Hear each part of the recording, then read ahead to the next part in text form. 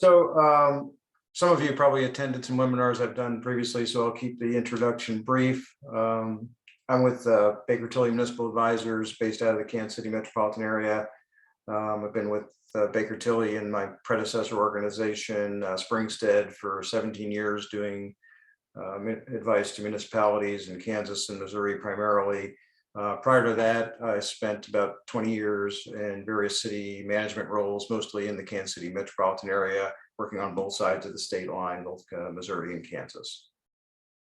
And these days, my practice seems to include a large amount of time devoted to the American Rescue Plan, and I suspect it's going to be that way for a few years. The agenda for today, it's deceivingly short. We're going to talk about accessing the U.S. Treasury's reporting portal, talk about the project and expenditure report, and then, as Emily said, if we have some time, we'll do some Q&A to the degree that we don't have time, as Emily mentioned, send the questions to her, and we'll get those responses to you. All right, but first, a few kind of mutual understandings. I designed this presentation to be applicable only to non-entitlement units of government. And as you may recall, a non-entitlement unit of government under the American Rescue Plan means that you got your money from the state rather than directly from the U.S. Treasury. So if you don't fit into that, if you're not a non-entitlement unit of government, this presentation will be marginally helpful to you.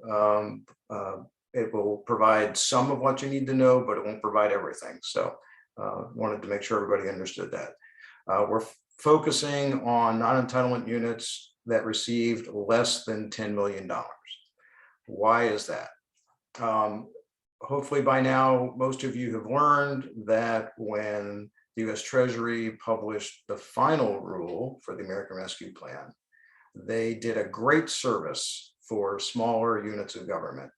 And that was, they said that for calculating revenue lost revenue due to the pandemic, that entities would now have a choice. They could choose either to do the revenue loss calculation that was in the interim final rule, or they could select what they're calling a standard allowance of 10 million, which means if you received an award that's less than 10 million, you can essentially, well, you can elect to treat your entire award as revenue loss. And that is a huge help in that revenue loss money can be spent for what's called the provision of government services, which is a very broad category. So in this presentation, I'm going to be assuming that, you know, that I'm talking to NEUs and that you received less than 10 million. And just, you may be interested to know, you know, 97% of local governments in Missouri received less than 10 million. So this is a big category. Sounds like the presentation's already been provided. Thank you, Emily. So there's some lingo in order for me to, you know, try and keep this presentation from getting too tedious. I'm going to use some lingo. When I'm referring to the U.S. Treasury, I'm just going to say Treasury. When I'm referring to the U.S. Treasury's reporting portal, I'm just going to say portal. When I'm talking about the project and expenditure report, I'm just going to call it a P&E. And when I talk about the money that you got, which is the American Rescue Plan, state and local government fiscal recovery fund money, I'm just going to call it your award. And for expenditure category, I'm just going to refer to it as an EC. All right, so let's talk about accessing the portal. First of all, do it now. If you haven't gone through what I'm about to go through and gotten yourself fully registered on the portal, I heartily recommend that you do it as soon as possible. Don't wait until you also want to submit your April P&E report, because what I found is that many folks it takes a couple of tries. You may get into getting access in the portal. Hopefully I'll prepare you and this won't happen, but sometimes people encounter problems. And what you don't want to do is be right up against the last minute. So do it now. First, some common questions. And Ramona has been very kind to shuttle some of these to me. So maybe we'll head off some of the questions that we were going to get. First one is, do I have to report if I haven't spent any of the award? And the short answer to that is yes, but good news, there's a shortcut for that, which I'll cover. Is there a window to submit? Yes, the portal opened on April 1st. That's interesting typo. Anyway, your first should be your first P&E report has to be submitted by April 30th. Okay, what happens if I don't submit a report by April 30th? Well, when you requested the award from the state, your city signed something called terms and conditions. One of the things that's required in those terms and conditions is reporting. So a failure to report can result in all kinds of things that you don't want. It can result in additional conditions on your award, restrictions on the use of the funds, withholding of the next tranche of ARPA funds or other federal funds even, recoupment, which means they'll take the money back, and other remedies. So you definitely want to get the report done. There, you can ask for an extension, but you should be able to get the report done. And I think after we get through this, you'll see that it's not as daunting as it may seem. Some other common questions are ARPA reports completed annually for NEUs. If you received an award with less than 10 million, then you have an annual P&E report, first one being due this month.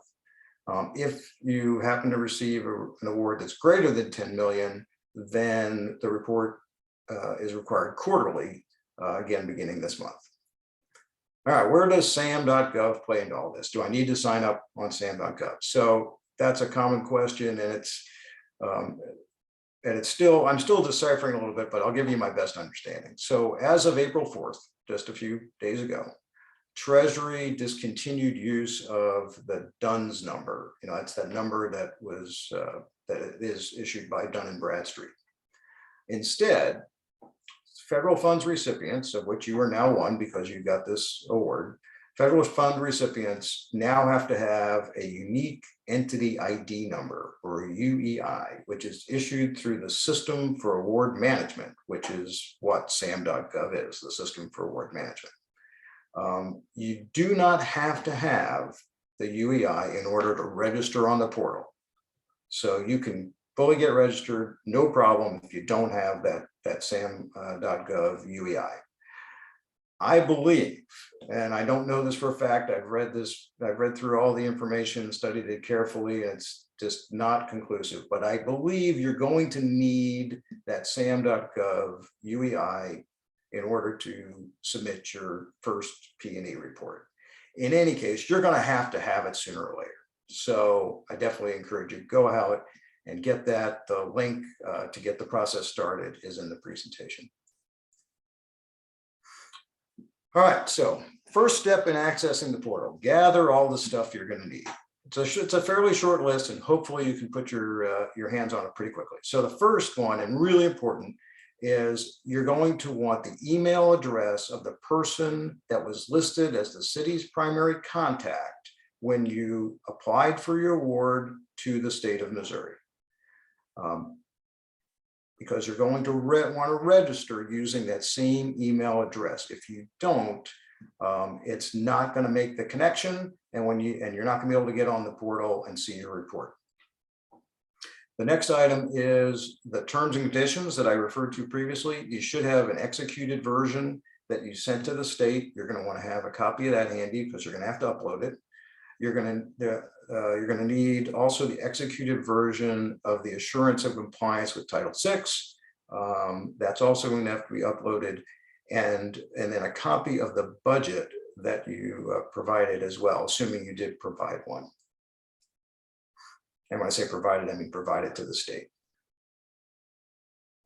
All right.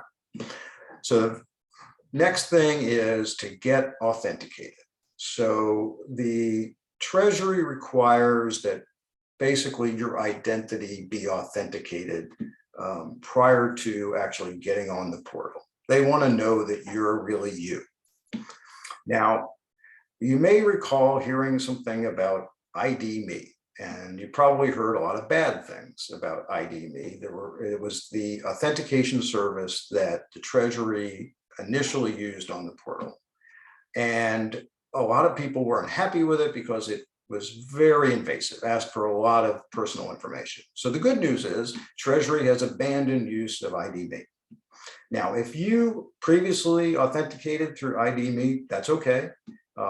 Congratulations to you for going through the process.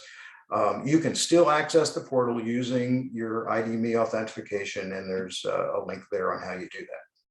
If you previously used login.gov, which is the service that the Treasury is now using, you can also access the portal just using that, and the link is there as well. Now, for those of you who haven't gone through the authentication process, which I'm assuming is probably most of you, you will want to use login.gov, and I've given you a link here that takes you to a Treasury document which will walk you through the process. It'll take you to a user guide. All you got to do is follow the instructions. It's pretty simple. You want to use the same, when you go through the process, use the same email address that was provided to the state when you requested your award. Very, very important. It's like so many, I mean, with all your apps, right? It's gonna work just like all the other apps you have on your phone, right? When you sign up for it, you're going to sign in, you're going to give them your name, you're going to give them your email address, then they're going to send you an email that says, are you really you? And then you're going to click on the link and it's going to verify it. So it's a process that should feel very familiar, I suspect, at this point. They are going to ask you, okay, when you are accessing in the future, we again want to do this two-step authentication. How do you want to do that? And they're going to offer you various choices. The one that I recommend that you use is, like so many other apps, a phone authentication, where essentially when you're logging in, they'll send you a text with a code. You'll enter the code, and then they know that you're really you. There's another one there where you can get 10 preset codes. Don't use that one. It may sound like a good idea, but I can see how you could be accessing the portal way more than 10 times. So I think the phone authentication is the way to go. All right, so I've referenced already many times this, it's how important it is to use the email address that was provided to the state. If you don't, here's the error message you're going to get. It's over here on the bottom of your screen. You're going to get this error that says no matching contact was found. Please contact your account administrator, etc. If you get that message, chances are you're not using the right email address. So there's a couple of ways you can go. You can go back into login.gov, and create an account with what you believe is the correct email address, or you can just contact Treasury at the email address that I've provided to request their assistance. And I've had some folks do that, and they're not quick, but they get it done. Okay, so now I'm assuming that you've gone through the authentication process with login.gov, and when you get through that, you're going to land on a screen that looks like this. This is the portal home screen. Hopefully you can see my cursor. So right up here, this is like so many apps, right? These three little lines right here results in a drop-down menu. There are additional menu options down this left-hand side of the screen. So the first thing you're going to do is you're going to come up here and you're going to select the three lines at the upper left, and then select account right here.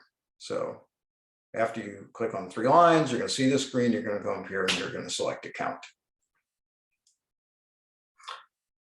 All right, so this is then going to bring up the list of all of your accounts.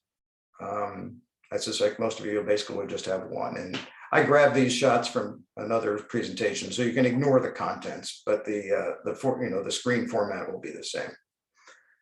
So you're going to come up here and you're going to see on this line your account. And so over here under account name, you see the link here. You see this is bolded and colored. So you're going to click on that to access your account. All right. So the first thing, there's like the certification everywhere you turn in this process. And so this is another one. You're basically certifying that you are, the person who is authorized to basically come in and make changes on your account. So go in here, make sure that your name's there, and then click submit right here. And that's going to take you to the designation form. So the first thing you're going to be doing is designating people in your organization to play various roles on the portal. And there are 3. The first one is account administrator. So this is the person who maintains the names and the contact information of all the folks who are designated to go onto the portal. It's a very, I don't know why they did this, but it's a very finite job. So basically you're maintaining names and contact information of those who can go on the portal. And it's recommended that you have at least 2 people in this role, because obviously if somebody leaves the organization, is out on vacation, is sick or what have you, and you need to make a change, it's good to have another person. The next one is the point of contact for reporting. This is the meatiest role. This is the person who receives notifications from the Treasury and, most importantly, actually completes the report. And then you have the authorized representative for reporting, which is basically, the person who can go in and certify and submit reports. That person is at the very end of the process. You'll see somebody has to click and say, I'm submitting the report, and that has to be a person who is an authorized representative. Now, you can assign any of these roles to more than one person, so a person can have more than one role, and you can assign multiple roles to a single person. For smaller organizations, I would say be generous. Give multiple people multiple roles. Maybe everybody has all 3 roles. Give yourself the maximum flexibility. I just don't see any real downside to it, but I see a real downside to being, okay, well, this person has 1 role and this person has 1 role and this person has 1 role. I think that's going to come back to haunt you. So be generous in assigning out these roles. All right, so this is what the screen looks like when we get to the assignment of roles. Over here, you've got the contact information for the individual. Over here are the roles that you're going to select. You're going to highlight one. You're going to press the little arrow key to bring it in here. It works a whole lot like every other app that you play with. Down here at the bottom are those who have already been assigned. Chances are when you first access this, the only person that's going to be listed is the person who you listed to the state as the primary contact. So for new individuals, put in their contact information here, select the roles.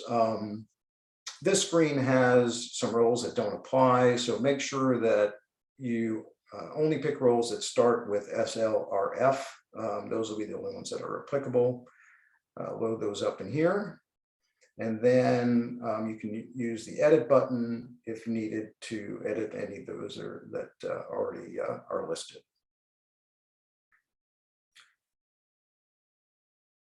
And when you're done with that, you're going to return to the home page by again going up here to the 3 lines, and you're going to select home.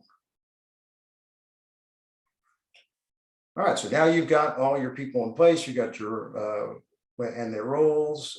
So now we're going to go to your reports. So we're going to go up here. You're going to go up here. You're going to select go to your reports, and then. Oh, I'm sorry, I take it back. You have 2 choices here. You can go up, you can select over here, go to your reports, or you can go right here and select compliance reports. And that's going to bring up this screen. Again, I grabbed this from another presentation, but most likely you're only going to have 1 line. You're looking for the report that says NEU agreements and supporting documents. Once you find that, you're going to go over here to this little pencil icon, which means that it's still in draft form, and you can see that by the status, it's draft. And you're going to click on that, and that's going to take you to the recipient profile. So this is information that would have been pre-populated from the information that you provided to the state.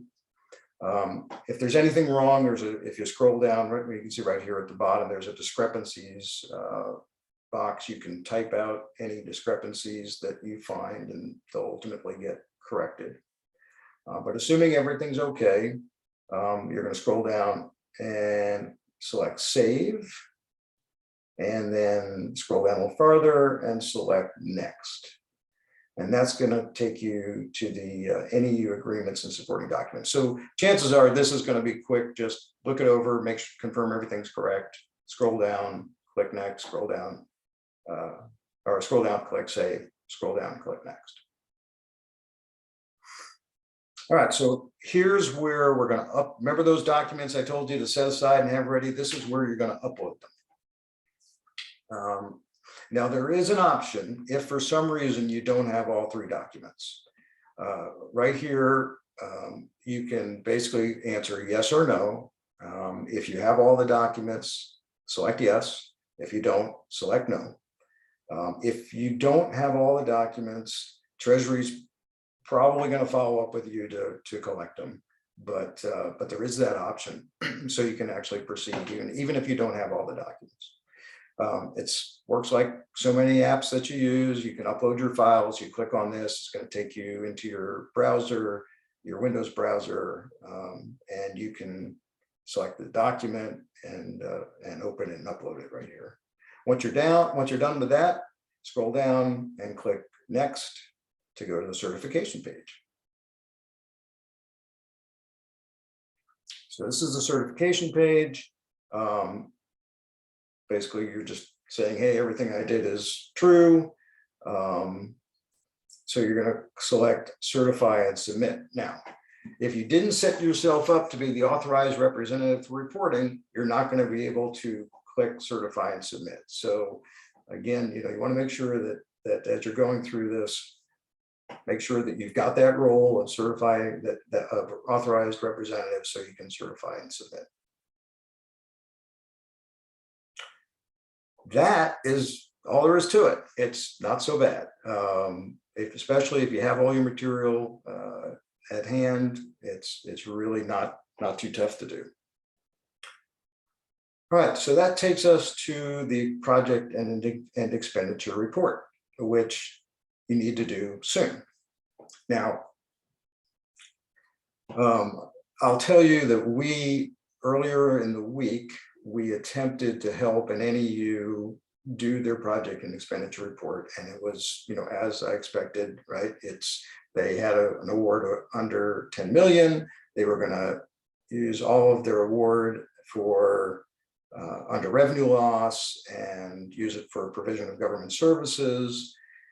And so we went in to set it up, and we could not get it done. We entered all the information, but it would not create a project for us. And just before the webinar started, I got an email from one of the attendees, same situation, same result. So it does appear that there's some kind of glitch in the portal. So if you try to do it and you've hit that glitch, you're not alone. We are following this, and we'll keep MML informed, but we think that there's something that needs to be resolved in the portal. But there's still work you can do, and I'll speak to that. All right, so first, another set of common questions. So the first is, what's the reporting period? So your first report, the April report, is going to cover the period from March 3rd, 2021 until March 31st, 2022. Do I have to provide a plan or a budget for how the award will be spent? No. What you may have heard about is that for recipients with populations over 250,000, they do have to provide a budget, but it does not apply to non-entitlement units of government. I think it's a good practice to have some kind of plan, think about how your community can best be served with your award, but you are not required to file it.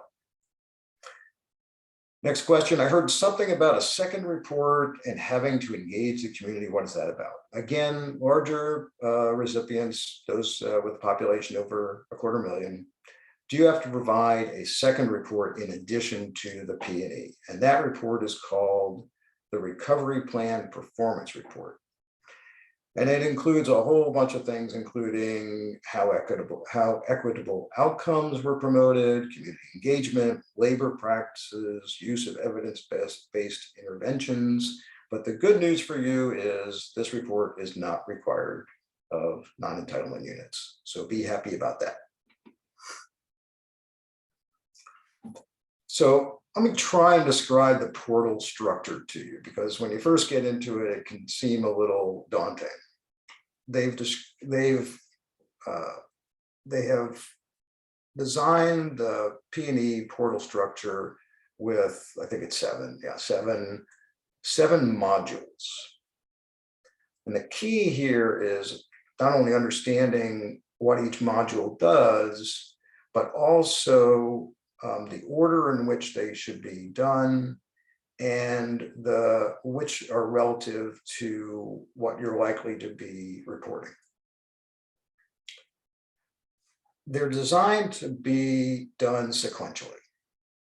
Now you can do that a couple of different ways. You can do it sequentially by project, or you can do like the first step for all your projects and then the second step for all your projects. Either one will work, but you do want to work through it sequentially. And more good news, you only have to complete some of these modules. And I've colored those modules that are going to be applicable to any use if all your projects are under provision of government services, then only the green modules are going to apply. Now let's run through them. So the first one is just a quick look at, it's the introduction in bulk templates. So it has a link to the user guide, as well as a link to bulk upload templates. So what are those? Well, you can imagine if you're a really big city or a really big county, and you may have projects with 10, 100, 1,000 transactions. And to manually enter each one of those would be an onerous process. So the Treasury has provided templates in the form of Excel spreadsheets, where basically larger entities can download from their financial system directly into the templates and then upload the templates back into the portal. I'm guessing for the folks on this call, you're probably not going to need the bulk templates. So you can go through that module pretty quickly. If you haven't looked at the user guide, it is helpful. So there's a link there for it. The next is what's called the recipient profile module. So this again verifies information about your organization, again pre-populated with information that you provided the state. And there's also a confirmation of sam.gov registration. So if you've taken my advice and you've gone ahead and done your sam.gov registration, it's going to be a whole lot easier to get through this. Otherwise, if you're not on sam.gov, there's a whole bunch of questions that you're going to have to respond to. Next module is the most important one, and that's the project overview. So here's where you're going to create your projects and also provide any required programmatic data. So for certain expenditure categories, there are additional data that you have to provide. So for example, if you're reporting under the expenditure category for premium pay, there are some questions you're gonna have to answer in terms of the nature of the people that were served. But if you're doing everything under expenditure category 6.1, provision of government services, the good news is there is no additional programmatic data. So that gets pretty easy. There is an option to indicate that you have no projects. So for many of you, I wouldn't be surprised if you're saying, hey, Tom, I haven't gotten any projects. And so the good news is there is a way to address that. You'll basically respond to a question. So, well, you're going to be asked right at the beginning, do you have projects or don't? You're going to want, and if you say you have no projects, then what you're going to get is a prompt to provide an explanation. I will tell you, that as you can imagine, right, the Treasury, the federal government is anxious for this money to get out the door. So I suspect that they're going to keep turning up the heat and making it more uncomfortable for you to report that you have no project. So at this point, they're just asking for an explanation. My guess is that in future P&Es, they're going to go beyond just asking for an explanation. And then this is the place where you're going to make that one-time irrevocable decision as to how you're going to calculate revenue loss. Are you going to actually calculate it using the formula in the American Rescue Plan, or are you going to take the standard allowance of up to 10 million? And again, one-time irrevocable. So, this decision is one you're going to need to live with.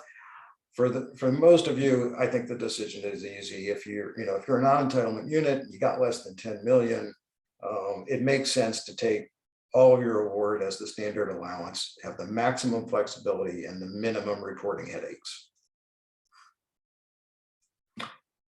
So I'll go through these quickly because, hey, these are in blue, so you don't have to do any of these. So the next one is sub-recipient beneficiaries, contractors. So this is where you're going to list the entities that receive sub-awards, direct payments, or have contracts that are greater than 50,000. Next one is sub-award direct payments. These are the actual payments that were made to those entities that you identified in the previous module. So these are the payments that you made to them that were greater than 50,000. And then the last one, the expenditures module, is contract, grant awarded, loan issued, transfers equal to or greater than 50,000. And then for expenditures under 50,000 and all payments to individuals, those are then aggregated by project. But like I said, if you're doing everything under expenditure category 6.1, provision of government services, you don't have to do any of these. There's a module called recipient specific, which applies only to states and US territories, so don't even bother with that one. And then the last one, simply certification. So this is where your authorized representative is going to go in and say, yep, everything's right, and submit your report. So I said a couple times that the report is structured all around projects. So I did this table here to try and help you kind of picture how this all works. So you've got your project and expenditure report, and then each project has to be associated with an expenditure category. So let's just pretend for a second expenditure category A is provision of government services. Under revenue loss, so you can have within that expenditure category one or more projects. And then for each of those projects, you're going to be providing the kind of information that I've listed below. I think you definitely want to give some thought to how many projects you're going to create. In general, I think you want to keep it to a minimum. The more projects you have, obviously, the more reporting that you're going to have to do. But the other thing is, so remember, you can use provision of government services for basically anything that you're legally permitted to spend money on within your local ordinances and state statute. And now might be a good time to remind you, I know we covered this in some of our prior sessions, that state statute, the state constitution does not allow premium pay. So just a quick reminder on that. But so, think about it this way. I was talking to somebody the other day, I said, because, and I'll talk about this also. I mean, the rules, regardless of what expenditure category you're using, all the rules apply. All the rules of the American Rescue Plan apply. So even for provision of government services. So let's just say for a minute, you're a city that's got a community center. And you say, you know what, well, we lost a whole bunch of money during the pandemic at the community center, and we got a hole in that budget. So I'm going to take some of the revenue loss money and I'm going to backfill it into my community center budget. And you don't really designate it for anything in particular. So now, as you're spending money for cleaning products and paper towels and whatever you're spending money for, now all of a sudden you got to differentiate. Oh, okay, wait a minute. Were those cleaning products from regular city funds, or were those, did I spend my award money for that? And that's a headache.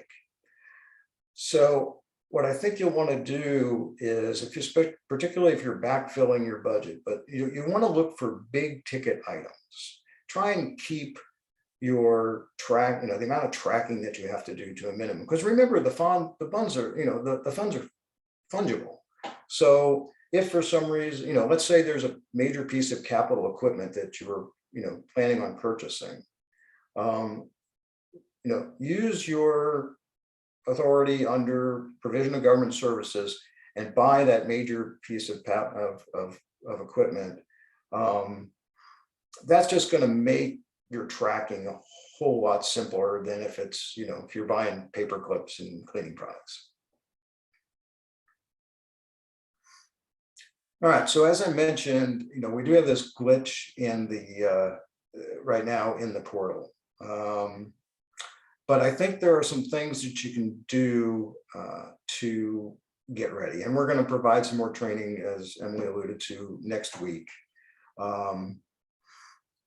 And hopefully by then everything's working and I'll be able to give you a more detailed presentation like I was able to for the registration.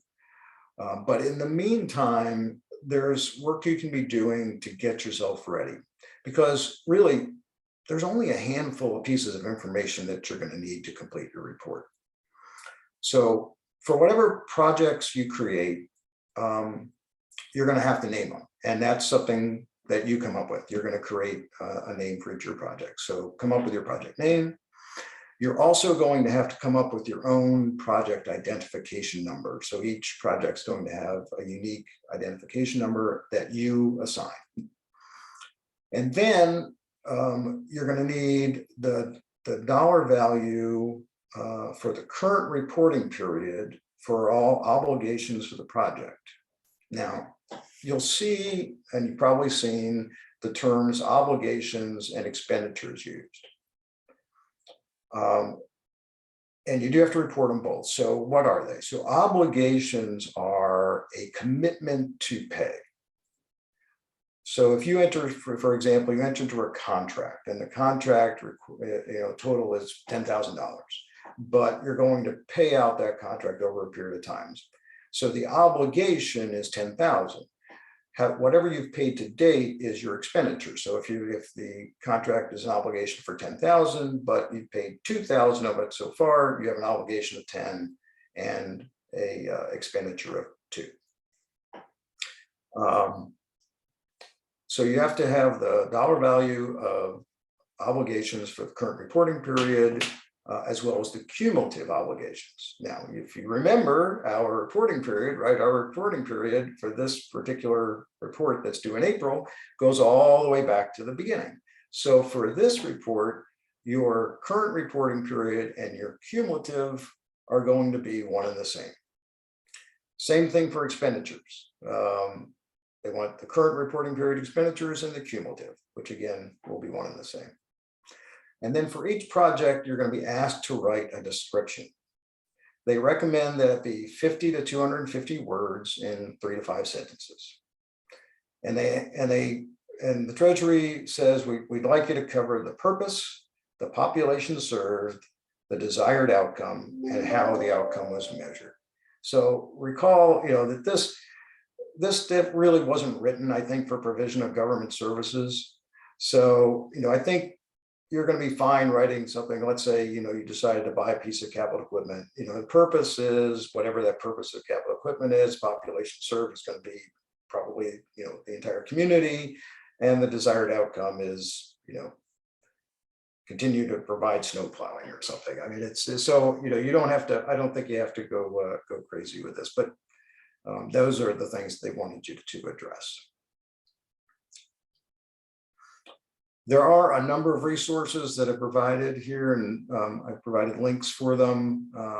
So the actual portal instructions, there is a document called the NEU and non-UGLG agreements and supporting documents, which covers what I did at the beginning of the presentation in terms of accessing the portal. There is a nice webinar that the Treasury put together that actually is a video of them going through getting on the portal. That's helpful. That's where I took the screenshots from. Then there's the brand new Project and Expenditure user guide that came out this month. And then Treasury does provide some help. There's an email address there for general inquiries, as well as a telephone number that you can call. And then also an email address for technical issues. And I have found that if you're on the portal and something, there's something that just you're having trouble with, I've actually found that the technical people are a little more responsive. I was working with one Missouri community that somehow all of the roles got deleted from the staff members who were listed, and we emailed the technical folks, and they had it addressed within 24 hours. So that was nice. Okay, one thing more. There is this thing called uniform guidance, which maybe you've heard of, which governs all federal awards. And it's applicable even if you're spending the money under provision of government services. And it can be found at 2 CFR Part 200. It establishes uniform administrative and cost principles and audit requirements for all federal awards, like the ARPA. It requires certain financial management practices, and also has procurement requirements. And then requires certain terms to be included in contracts. It's a fairly big deal beyond the scope of what we can cover here. Your auditor will be familiar with this. I think that's your best source, unless you engage a firm like ours. Your best source may be to talk with your auditor and make sure that you're complying with this. But it's something that's kind of gone under the radar. I don't know that the Treasury has really, there's all kinds of mention of it, but if you're, I think it's really easy for people to kind of gloss over it. I'm not sure the importance of it has been stressed as much. So it's something that you definitely want to be familiar with, particularly around procurement, to make sure that your the purchases that you're making with your award are appropriate. All right, well, we got through that, I think, in pretty good time. There's looks like we've got about 10 minutes or so. So Emily, do you want to go ahead and I'll just start with the first ones that came in via Q&A. I had already registered on the portal with the DUNS number. How do I update the UEI? When you do your project expenditure report, there'll be a field that you can populate. And it's okay, and what you'll see is you'll have the DUNS number will still be listed, but there'll be a place to populate your UEI. Okay. I have asked this to the Treasury, but haven't heard back yet. My last name has changed since I authenticated myself through ID Me. How can I change my last name now?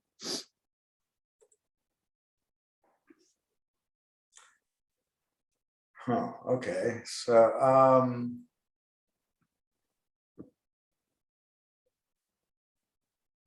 I'm not quite sure how to answer that, because I'm not clear on whether we're trying to correct it in ID Me or correct it on the portal.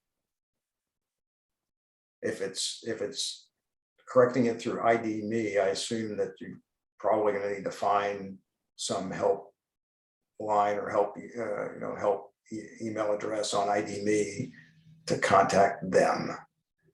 But that's the best I can do on that one. Okay. Let's see. Trying to kind of weed through these a little bit too.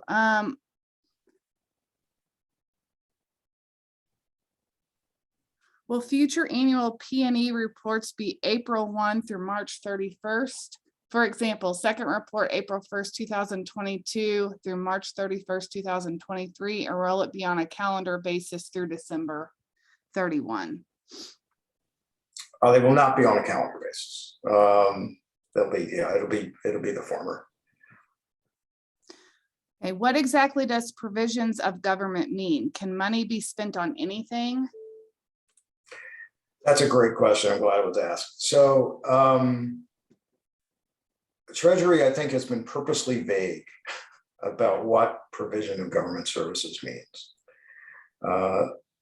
I tend to lean towards, if it's something that state statute and your local ordinances permit, then it's provision of government services. So yeah, that I think is going to be an evolving issue. So it's one to kind of keep your mind on or keep your eye on. Okay. Did Tom say the premium pay is not allowed by Missouri state statute, even for police? Yep, no premium pay in Missouri by constitution. This I think has been one of the misunderstandings from the beginning. I actually have a client city that has actually, once after we got engaged, found out that they had done it. And it was interesting in talking with that particular mayor. They've done bonuses of various kinds over the years. This is an issue that I think maybe it's good that ARPA is bringing it to light. Yeah, I've had quite a bit of conversation with the league staff, and I don't know, Stuart may want to weigh in. But yeah, not permitted by so basically what the Constitution says is you can't pay for work that's previously been performed, which is exactly what going back and doing retroactive premium pay would do. Okay. If a city is also receiving money from their county's ARPA funds, does the city or the county report that project spending? Oh, that's a good question. In that situation, the county would. So the kind of primary recipient or the pass-through agency is the one that does the reporting. So if a county gets money and then basically makes a sub-award to the city, the county would be responsible for the reporting. If you submit your first report using the standard allowance for revenue loss for the entire amount, do you have to file future reports? I realize you're okay. Go ahead. Yes. No getting out of having to do reports. And you basically are you're going to continue to do P&Es until you have expended all your award. Okay, when you say premium pay isn't allowed by state statute and we have a city pay premium pay, how do we report that? If we choose the option of less than 10 million revenue loss, so we have not to list out projects out. Oh.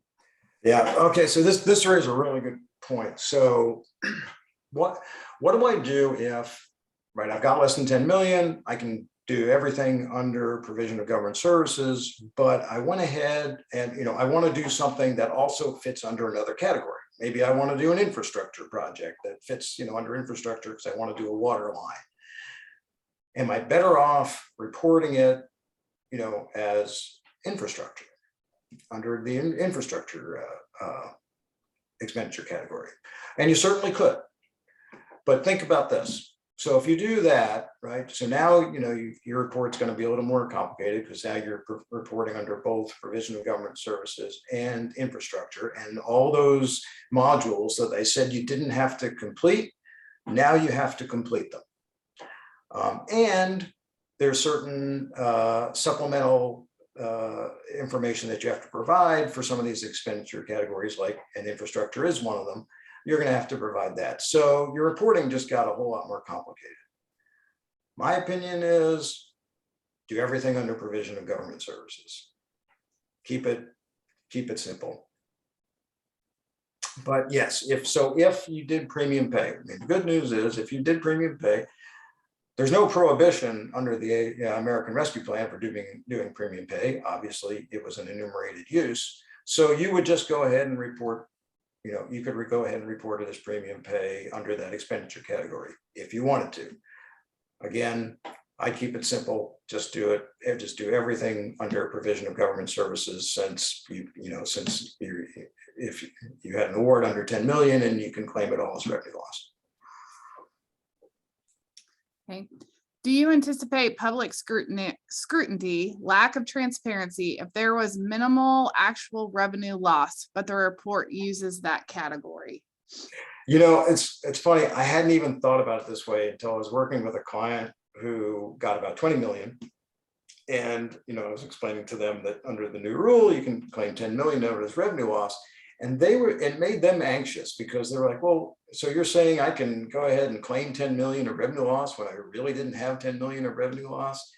And I get that. And, every community is different. And I think you got to do what you think is right for your community. And if you think that that's going to create real problems, there's nothing that says that you have to claim the standard allowance. You can do the calculations and report your actual revenue loss if that's what you want to do. It's obviously going to make the reporting and administration more complicated. But yeah, it's your choice. I mean, I would hope that most communities, if you, with a little bit of explanation, people could get comfortable with that idea. That we went ahead and took the standard allowance just basically to ease in our administration and reporting. But again, you're not required to take the standard allowance. If you want to do the calculations, you certainly can. Okay, we'll do one more. Can we use the funds for roads under government services? Yes. That was short. How's that for a short answer? Yeah. If we have a project ready but still have several dollars left, do we allocate the remainder somewhere? I'm sorry, can you read that question again? Let's see. You'll find it. Sorry. If we have a project ready but still have several dollars left, do we allocate the remainder somewhere? Well, yeah. I mean, if you don't spend the award, if you don't spend the award, then you will have to return it. So I think it behooves you to find some good use for it.